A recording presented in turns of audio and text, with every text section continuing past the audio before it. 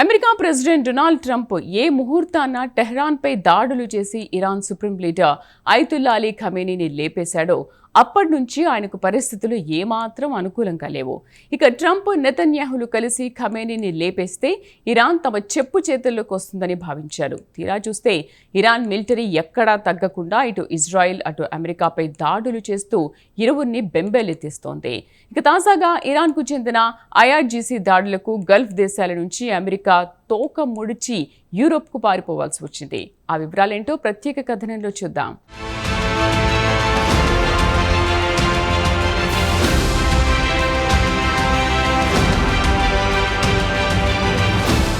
America president Donald Trump వాషింగ్టన్లో కూర్చొని పెద్ద పెద్ద ప్రకటనలిస్తున్నాడు, కానీ ఆయనకు గ్రౌండ్ రియాలిటీ తెలుస్తోందో లేదో. గల్ఫ్ దేశాల నుంచి అమెరికా సైనికులు తోక ముడిచి పారిపోతున్నారు. టెహ్రాన్ నుంచి సునామీలా వచ్చి పడుతున్న మిసైల్స్ ని తట్టుకోలేకపోతున్నారు. దీంతో గల్ఫ్ దేశాల్లో ఉన్న అమెరికా ఎయిర్ బేస్లో ఖాళీ చేసి యూరోప్కి వెళ్లిపోతున్నాయి. ఇక తాజాగా సౌదీ అరేబియాలో ఉన్న ప్రిన్స్ సుల్తాన్ ఎయిర్ బేస్ నుంచి అమెరికాకు చెందిన యుద్ధ విమానాలకు ఇంధనాన్ని నింపే ట్యాంకర్లను తక్షణమే అక్కడి నుంచి తరలిస్తున్నారు. అమెరికాకు చెందిన KC-135 Stratotankers, KC-46A Pegasus ఎయిర్ క్రాఫ్ట్లను సౌదీ ఎయిర్ బేస్ల నుంచి యూరోప్లోని రహస్య ప్రదేశాలకు తరలిస్తున్నారు. ఇరాన్ క్షిపణి దాడుల నుంచి తప్పించుకోవడానికి అమెరికా అత్యంత ఖరీదైన ఆస్తులు తరించుకుపోతున్నాయి. దీనికి కారణం ముందుగానే చెప్పుకున్నట్టు ఇరాన్ నుంచి ఎడతెరిపి లేకుండా వస్తున్న మిసైల్స్ అని చెప్పుకోవాల్సిందే. ఇక అమెరికా వద్ద 16 KC-135 ఫ్యూయల్ రీఫిల్లింగ్ ట్యాంకర్లు, అలాగే 6 KC-46A ఎయిర్ క్రాఫ్ట్లు ఇరాన్లోని మారుమూల ప్రాంతాల్లోకి ప్రవేశించి బాంబుల వర్షం కురిపించే సత్తా కలిగినవి. ప్రస్తుతం గల్ఫ్ దేశాల నుంచి ఈ యుద్ధ విమానాలకు ఇంధనం అందించే రీఫ్యూయలింగ్ ట్యాంకులు తరలిపోతాయి. ఇక అమెరికా ఇరాన్పై జోరుగా దాడులు చేయలేదు. ఇక అసలు విషయానికొస్తే ఇరాన్ నుంచొచ్చే బాలిస్టిక్ మిసైల్స్ ని ఎయిర్ బేస్ పై పడకుండా గురితప్పింది. ఒకవేళ రీఫ్యూయల్ ట్యాంకర్లతో పాటు యుద్ధ విమానాలపై పడితే భారీగా నష్టపోయేది. అత్యంత ఖరీదైన రీఫ్యూయలింగ్ ట్యాంకును, యుద్ధ విమానాల్ని ఇక్కడి నుంచి సురక్షిత ప్రాంతాలకు తరలించాలని అమెరికా నిర్ణయించింది. గల్ఫ్ దేశాల్లో ఉన్న ఎయిర్ డిఫెన్స్ సిస్టమ్ని ఇరాన్ ధ్వంసం చేసింది. దీంతో వేరే గత్యంతరం లేక గల్ఫ్ నుంచి యూరప్కు మకాం మార్చాల్సి వస్తోంది. ఇక యుద్ధంలో ఫైటర్ జెట్ల పాత్ర ఎంతో కీలకం. మరి ఆ ఫైటర్ జెట్కు ఇంధనం నింపేందుకు ప్రత్యేకంగా ట్యాంకర్ల వ్యవస్థ ఉంటుంది. సౌదీ అరేబియా రాజధాని రియాద్కు 60 కిలోమీటర్ల దూరంలో ఉన్న అల్క్రాస్ నుంచి యుద్ధ విమానాలు రీఫ్యూయలింగ్ ట్యాంకర్లు పార్క్ చేసి పెట్టేవారు.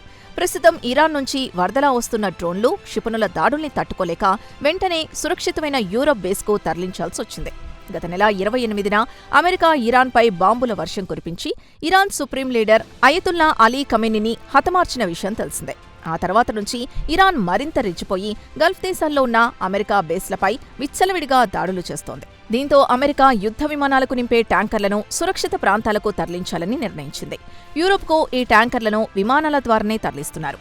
ఇక ఈ ట్యాంకర్లు అందుబాటులో లేవంటే అమెరికా ఇరాన్పై దూకుడుగా వెళ్లి దాడులు చేయలేదు.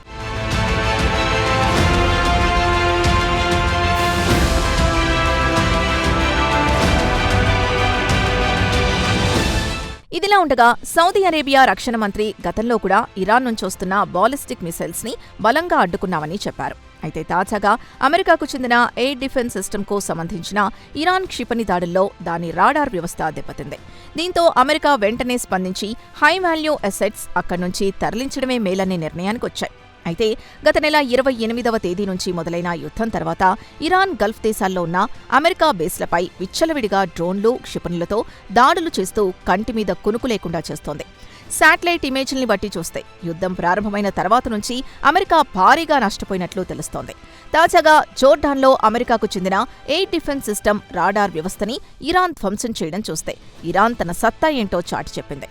అంతేకాకుండా గల్ఫ్ రీజియన్లో ఉన్న అమెరికా బేస్లపై నిరంతరం దాడులు చేస్తూ అమెరికా సైనికులకు దడపుట్టిస్తోంది. యుద్ధం ప్రారంభమైన ఫిబ్రవరి 28, మార్చి 1వ తేదీల్లోనే అమెరికాకు చెందిన ఎయిర్ డిఫెన్స్ సిస్టమ్ని థర్డ్ను ధ్వంసం చేసింది ఇరాన్. యుద్ధంలో అత్యంత కీలక పాత్ర పోషించే ఎయిర్ డిఫెన్స్ సిస్టమ్ ధ్వంసం కావడంతో అమెరికాకు కోలుకోలేని దెబ్బ అని చెప్పుకోవచ్చు. అత్యంత ఖరీదైన ఈ థర్డ్ ఎయిర్ డిఫెన్స్ సిస్టమ్ దీంతో ఇరాన్ మరింత రెచ్చిపోయి ఇటు ఇజ్రాయెల్తో పాటు అమెరికాపై రాబోయే రోజుల్లో దాడులు మరింత తీవ్రతరం చేస్తామని ఇరాన్ మిలిటరీ ఉన్నతాధికారులు హెచ్చరించారు. ప్రస్తుతం యుద్ధం అత్యంత ప్రమాదకరమైన స్థాయికి చేరుకుంది. ఇప్పటికే ఇరాన్ దెబ్బకు అమెరికా భారీ నష్టాల్ని చవిచూడాల్సొచ్చింది. ఇక అమెరికా రోజుకు $2 బిలియన్ యుద్ధంపై వ్యయం చేస్తోందని చెబుతోంది. ఇండియన్ కరెన్సీ ప్రకారం చెప్పుకోవాలంటే సుమారు 18,000 కోట్లకు పైగానే ఖర్చు చేస్తోంది.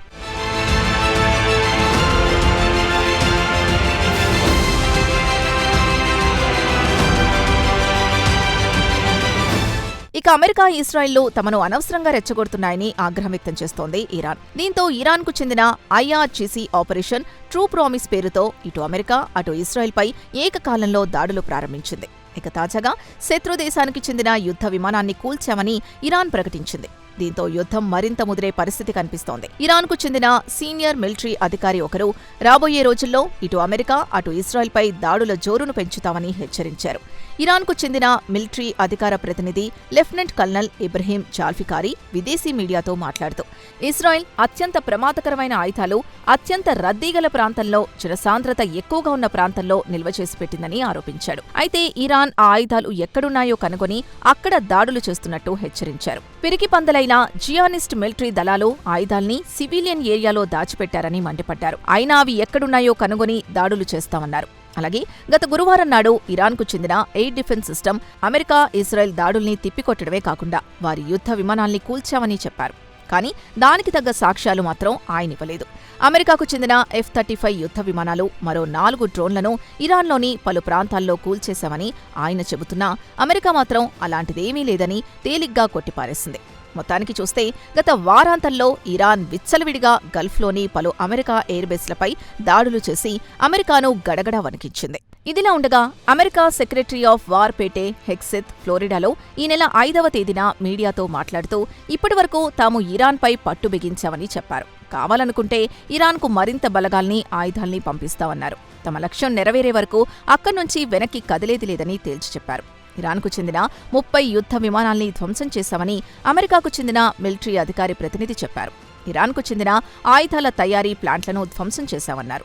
అయితే చివరగా అమెరికా అధికారులు మాత్రం ఇరాన్కు చెందిన షాహిద్ డ్రోన్లు యుద్ధరంగంలో సత్తా చాటుతున్నాయని అంగీకరించారు. మొత్తానికి చూస్తే ట్రంప్ ఇరాన్ అంతు చూస్తామంటూ రంకెలు వేశారు.